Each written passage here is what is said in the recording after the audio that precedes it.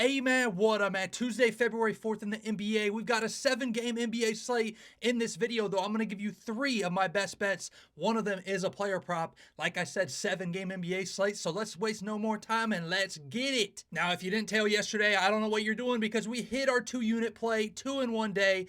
As you can tell, Miles Bridges lands on the hook. We are 1 point away from a 3-0 sweep. Rudy Gobert, sweat-free, 2-unit cash. And then in VIP, DeMar DeRozan goes over on his RA there, absolutely flies over it. I hinted at that play. I tell you guys all the time in my videos, even though if I don't say, hey, this is an official play, you see the backdrop, you see the overlay and all that, listen to the verbiage. I hint at some of my plays for you guys.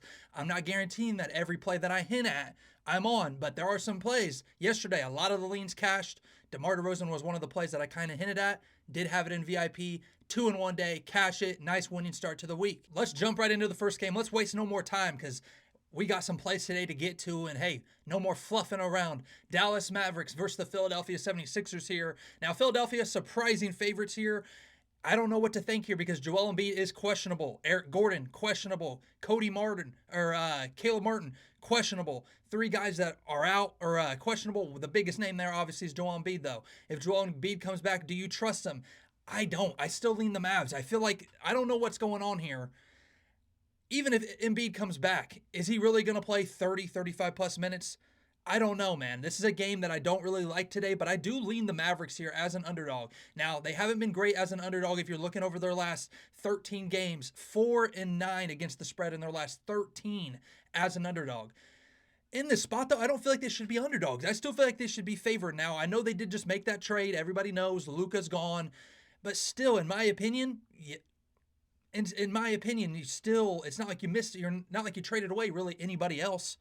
You still have all your main guys there that have been starting and playing the big majority of the minutes there. So I still lean the Mavs, but not a game I'm in love with because we all know Embiid can come back, play 20, 25 minutes, still give you 30 points. Who knows what he'll do.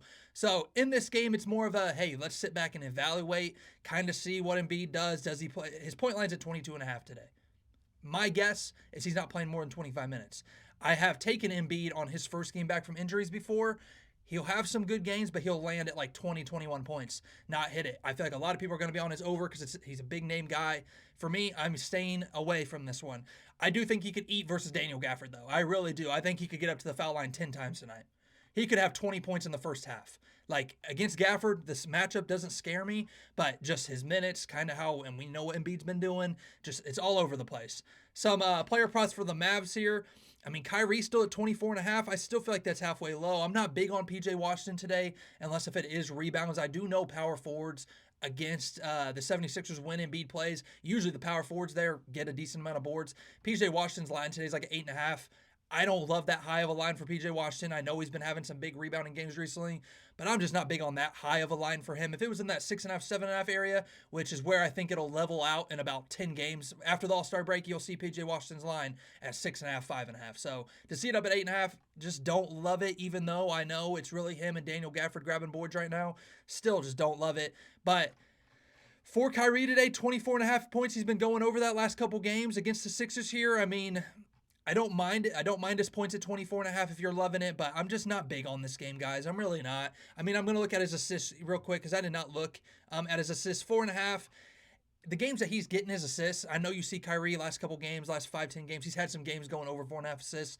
Look at his assist chances in those games. When he's hitting it, say he gets 5-6 assists and goes over, his assist chances are like 9, 10, to where when he's hitting that, the guys he's passing to are just shooting pretty well. So if he had 12, 14, 15 assist chances in some of those spots, I would say, hey, look at his assist chances here. But really, he just doesn't get the assist chances. The Mavs are going to have to shoot well for him to hit that. But I just kind of lean the Mavs, small lean, no more wasting time on that garbage game because with Embiid, man, I just can't do it. Next game, Boston Celtics versus the Cleveland Cavs. My Boston Celtics here going up against the Cavs. Hey, Cavs. It's going to be another like playoff vibe type here. Playoff vibe now. They have split this year. Celtics 1-1, Cavs 1-1. All I know, Celtics off a loss, I'm not backing them. I usually like to try to find the Celtics in playoff type vibe games here against a really good team. I usually like taking the Celtics, especially if they're an underdog. But this year, man, I just can't do it. I can't do it as of this time right now in this point of the season. They have just proven to me again and again and again that, I mean, it's not like they're big favorites here. They're not favored. They're underdogs. So as an underdog, I don't mind them. But Cavs, they're basically fully healthy. I mean, it looks like Isaac Okoro, Dean Wade's still going to be out. But I mean, right now with how that Cavs offense is playing, with how the Celtics have been playing off a win, I can't back the Celtics. Now, Celtics as an underdog, that would be the one thing if you're on the Celtics today. That'd be like, hey, you're getting the defending champs as an underdog here, where it's not like, hey, Celtics or Cavs just blew them out both games. They've matched up 2 times this year. Celtics won one, Cavs won one, both games. Cavs won by 4, Celtics won by 3. So I think this game's going to be close. I think this is a player prop game. It brings us to our first best bet. I'm not going to talk about any other player props in this game. If you're liking Donovan Mitchell today, hey, if you have an edge on him, rock with him. If you like Jared Allen, rock with him. If you like Drew Holiday, rock with him. I'm not going to waste any time giving you a bunch of leans. When I'm a Celtics fan, I kind of know how some of these guys play in certain different matchups. In this matchup versus the Cavs, Jason Tatum, over 8.5 rebounds today is the first best bet. Now, you're going to see he's went under 6 straight games. He's not really hitting this, but against the Cavs, I trust him. I trust the spot. I used to always take Tatum rebounds versus the Heat or versus the Sixers over the past 2 years, because when those two teams were basically I won't say the rival to the Celtics, but the top teams in the East, he always would hit his rebound lines. So in the spot here, I love 8.5. I love that he's went under 6 straight, because I think he comes back here. We're not having to get his line at 9.5 or something stupid, even 10.5, if he's been hitting it. But he always sniffs his line. He, like I said, went under 6 straight. But against Mobley and the Cavs, you see the stats on the screen, man. He's hit this 4 of the last 5 versus Cavs and versus Mobley when Mobley's been in the lineup. In 4 of those 5, the 4 that he hit, he had double-digit rebounds in. So last game did land on 8. He did land on the hook, and guess what? I did take this same exact prop for Tatum over rebounds, and he landed on the hook for me. That was the first bet I took on Tatum, and I was like, oh no, it's going to be another year of him landing on the hook for me, where last 2 years, that's what he's done a lot. But this year, he's cashed for me pretty decent. Just how Rudy Gobert is. Rudy Gobert, he always used to be on my ban list. This year, he's been cashing for me. Tatum, he's been okay to me this year. I'm taking his over 8.5 rebounds. Book it. Third game on the board, the Houston Rockets versus the Brooklyn Nets. Brooklyn Nets still banged up. Don't get it twisted. They have nobody. They have literally nobody. They are going to have D'Angelo Russell, unless if he gets injured real late or gets ruled out. But they're going to have no Noah Clowney, still no Cam Johnson, no Ben Simmons, and you already know they're still without Cam Thomas. So it's basically D'Lo and a bunch of D-leaguers, G-leaguers. So in the spot, I don't care if Alperen Sengun's out. I don't care if Fred VanVleet is out, which I know he's out, but I don't care if Sengun was out either. I am on the Rockets today. That brings us to our second best bet. There's no sense of even looking at player props in this game. I'm on the Rockets, -9 here. I like the spot for the Rockets, and I don't care if Sengun's out or not, because I just think this Rockets team really kind of been not in tough spots, playing some good teams recently, kind of been a little injured. Sengun, Fred VanVleet just got injured, but there's too much talent on this team for them to lose 4 straight here. They've lost 3. I don't see them losing 4 straight, especially when this year they've been one of the best teams backing them against the spread off a loss. They've lost 3 straight, like I said, all off a loss. They're still 11-5 against the spread off a loss. So I like the spot here, man. I still think their defense is going to get it done for them. I have watched some Brooklyn Nets games recently, and I had them a couple weeks ago or a week ago against the Knicks as +12.5.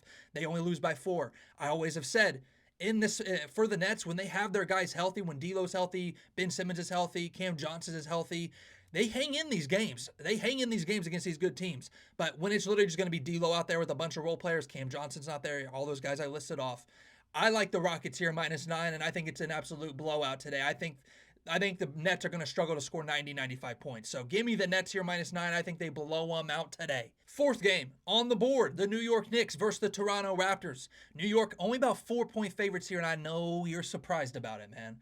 I know you're surprised about it, but it makes sense to me, because the Knicks this year on back-to-backs, we all know Tom Thibodeau loves to play his starters 40-plus minutes. A couple starters yesterday for the Knicks played 40-plus minutes. If I'm not mistaken, Josh Hart did. Maybe Cat was up there playing close to 38, 40 minutes. Jalen Brunson played like 36. Mikal Bridges played high 30s. Knicks are terrible on back-to-backs against the spread. If you just heard me talking about the Nets, I took the Nets about a week or 2 ago against the Knicks in this exact spot when they were playing on a back-to-back. This year, Knicks 1-5 ATS on a back-to-back. Last year, or since 2023, 5-14 against the spread on a back-to-back. Now, one thing I would say here, I think the spread is a little ridiculous. I still think this spread should be -6, -6.5, -7 in my eyes. I think if this spread was -6, -6.5, -7, I would say, hey, I like the Raptors here. I like the Raptors. Knicks on no rest, blah, blah, blah, blah, blah. But I think this line's almost too low to where, yes, the Raptors have been looking decent, man. I understand that, but the Knicks have kind of owned the Raptors over the last couple years. Now, they have played some tough ones against RJ Barrett and them since RJ Barrett's joined the Raptors. They played some close games, but I just still feel like in my eyes, this line's a little too low still. I still feel like it should be -6 in that range. Last couple times they met, the Knicks were double-digit favorites. They were 12.5-point favorites at New York, 13.5-point favorites at New York. In December at Toronto, they were 7.5-point favorites. Now only to be 4. Yes, I understand they're on a back-to-back, but I still lean the Knicks here, man. I gotta still lean the Knicks. I just don't think the Raptors have enough guys. I just don't think they're a good enough team. And I guess it does play a factor that OG Anunoby is kind of in and out right now. Probably out, and Raptors did just get Emmanuel Quickley back. Just in my eyes, man, it is a clear lean to the Knicks at this low of a line. Now, if you see it go up to -5.5, -6, which I don't think it will, but if it does, I would be more leaning the Raptors there. You feel me? So if you're an alternate spread type of person, I wouldn't mind the Raptors like +8.5, +9.5, +10.5. If you do that type of betting, I'm not big on the moving around alt spreads like that. But if you do and you find a little player prop you like with it, hey, I don't mind it. Some player props to look at here. Karl-Anthony Towns, I did look at this game with some player props because I didn't love a spread, but I do lean the Knicks here. But Karl-Anthony Towns, I think it's more of a spot. I think he's due. I've been saying the same thing with RJ Barrett. Now, I didn't see what RJ Barrett put up last game, 20. I still feel like RJ Barrett's kind of due here. He's been having a lot of games scoring 15 to 19 points. Some games going over 20, but he's not really going over a lot. Against the Knicks, team he likes to play against, team, I think he has a decent game there. But really, that's the only Raptors guy I looked at. But it's more of a, hey, I think he's kind of due for a decent game. For some player props for the Knicks side, I think Cat, same thing. I think Cat is due. Jalen Brunson, he has always crushed his RA. Always crushed his RA versus this Raptors team. On a back-to-back, he's hit it a decent amount on a back-to-back this year. If you want me to pull it up for you real quick, just to give you a strong lean that I don't mind today, RA for Jalen Brunson on a back-to-back this year. He's hit it 4 or 5, landed on the hook of, and that's if you get it at 10.5. If you get it at 9.5, he's hit it 5 of 6. If you get it at 10.5, he's hit it 4 or 6. One of those landing on the hook. That's on back-to-backs this year. If you're looking just on the road, hasn't really been hitting it over the last 5-10, but I think in a spot against the Raptors here, I do like Brunson there for over 9.5, over 10.5 RA. Karl-Anthony Towns, I think easy double-double. So decent parlay piece there if you like taking little guys for parlay pieces on an alt line, something like that. I think Cat for a double-double should be free today, even though he's on a back-to-back and played pretty heavy minutes yesterday. Those are just a couple guys I looked at for the Knicks, but I think the more I'm looking at this line, the more I just lean the Knicks -4, but I know they're terrible on back-to-back. They are absolutely horrible. But against the Raptors here, I still would lean them -4. But if that spread gets any more crazy for them, then I more lean the Raptors. But moving on, let's move on. Next game, Miami Heat versus the Chicago Bulls. Miami Heat -3.5 here. I did lean the Bulls last game. Now, I'm kind of in a spot here where I'm like, I don't want to bet on any Bulls games right now. I really don't. Are they about to just start tanking out of nowhere here? They just traded Zach LaVine. I've been seeing Nikola Vucevic get floated around in trades. Are they about to just start tanking here? I mean, Bulls over their last 10 games haven't been good. 3-7 in their last 10. If you're even dating back a little bit farther after the last 10, haven't looked great, man. They've kind of been starting to slip after about middle point this year, or at one point they were around 500. So I think here I do lean the Heat, but I'm just like, I don't want to bet against the Bulls. I don't want to bet on the Bulls, but I definitely more do lean the Heat here. Bulls, I just think have enough scoring to hang in this game with the Heat. I don't think the Heat have a decent amount of scoring. Now, Bam Adebayo, 19.5 points, too damn high, unless if he's just going to start going crazy for them. I don't know. I feel like at one point, Kel'el Ware was kind of going crazy for them, having decent games. Bam was not really scoring a lot, getting around 15 points, and now his point line's 19.5. After a couple good games. He's had 3 games going over 20 points. His point line 3 games ago, if you were to bet on it, was at 14.5. He's had 3 straight games going over 20. Now they bumped that line up to 19.5. Too high. Too high. Even if it's a good spot versus the Bulls, I wouldn't recommend taking the over. That's just me though. I'm not on him now. Are they going to start letting Bam be like kind of the number 1 to 1A, 1B with Tyler Hero? I feel like at one point this year it's just been Tyler Hero. And he's been averaging 20 some points, and Bam Adebayo is like the next closest at 15. Are they going to start going Tyler Hero 20, 25 points a game and Bam flirting around 20? Is that what they're going to start doing? Because if that's the case, I think Bam's a good enough offensive player, good enough player to still average around 17, 18, 19 points. Good spot versus the Bulls. I'm pointing it out. I just think it's a very high line. For the Bulls, the only player prop that I looked at, and it's mainly because I don't trust a lot of these Bulls players right now, it's mainly Josh Giddey at home. His RA has been a wagon this year. Now, without Zach LaVine, has had some games not getting a lot of big rebounding games and hitting his assists. I think I lean Josh Giddey over RA. He's had some good games versus the Heat. He's at home where he's been a wagon to his RA. That's where my head's at with Giddey. But once again, I have taken Giddey, I think, twice this year, and the man has landed on the hook for me each time. And what I mean is I've taken him. He gets like 3 rebounds, but he'll get like 8 or 9 assists.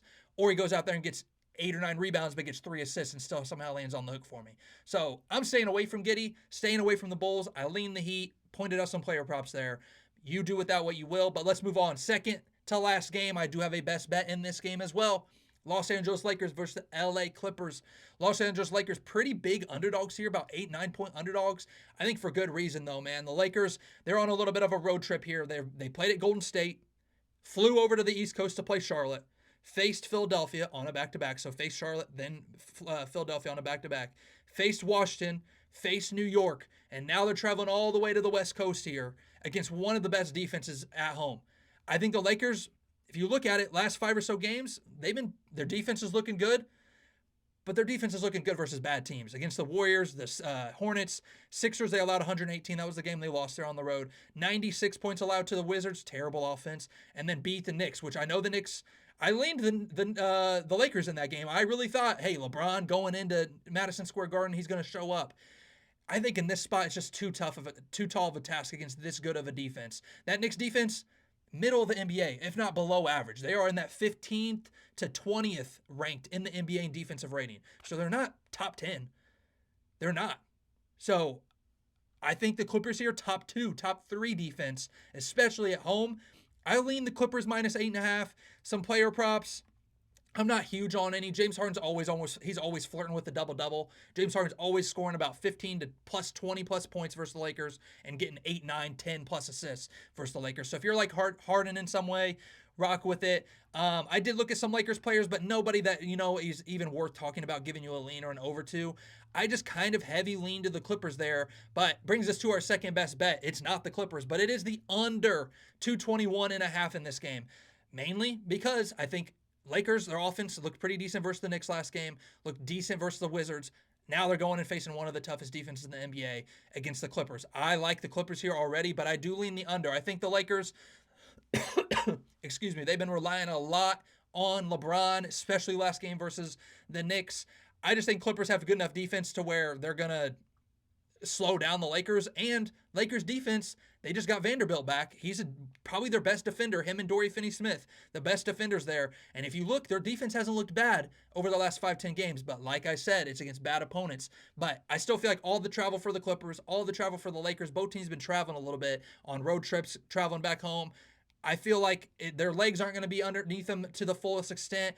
And both teams been kind of defending the 3 decent, above league average over their last 5-10 games. So I just think as long as both these teams are settling for 2-pointers, trying to get to the rim and not shooting the ball great, both teams don't play at a super, super fast pace, about middle of the NBA to below average. I like the under 221.5 there. I wouldn't really play it if it goes under 220. That's just kind of where I'm at with it. It's a play I like, but I do kind of want to stick it in that 220 range. I still want it to be in the 220s for me to take the under. If it drops below that, I would probably almost just more lean the Clippers then. If it goes like 218, 219, and that spread's still -8 for the Clippers, I would just more lean the Clippers. That's where I'm at with it. But that's the third best bet right there. And it brings us now to the last game on the board. And hey, 7 games today. This is the 7th. Indiana Pacers versus the Portland Trailblazers. Indiana about 5-point favorites. What did I tell you yesterday? That game was going to go under versus Utah. Indiana on the road, man, does not play near as good as they do at home. So against Portland here, I still want to say I lean Indiana. Portland on a back-to-back. Indiana's on a back-to-back. Let's go see how these teams have been on back-to-backs this year. But either way, I'm not super huge on this game. I feel like Halliburton has had some huge assist games versus the Trailblazers. But Halliburton recently, man, not really hitting his assist line. This year only averaging like 8, 9 assists. Last year averaged like 10, 11. We all know what Halliburton was doing assist-wise. But this year hasn't really been hitting it. Andrew Nembhard yesterday had 8 assists. And Halliburton has 6.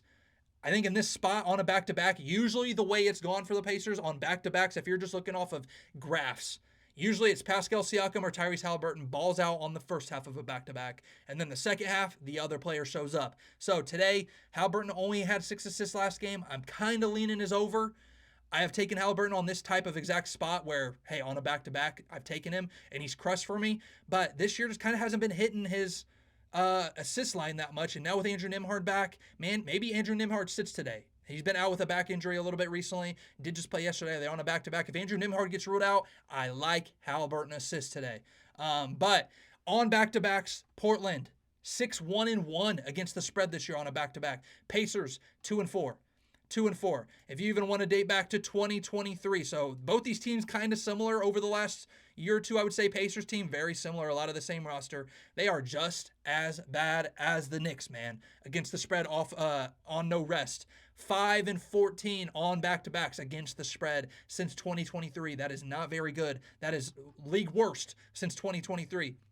Portland 16-4-2. So they're one of the league's best since 2023 against the spread on a back-to-back. So off those trends, it's telling you Portland, but we all know this Pacers team is the better team.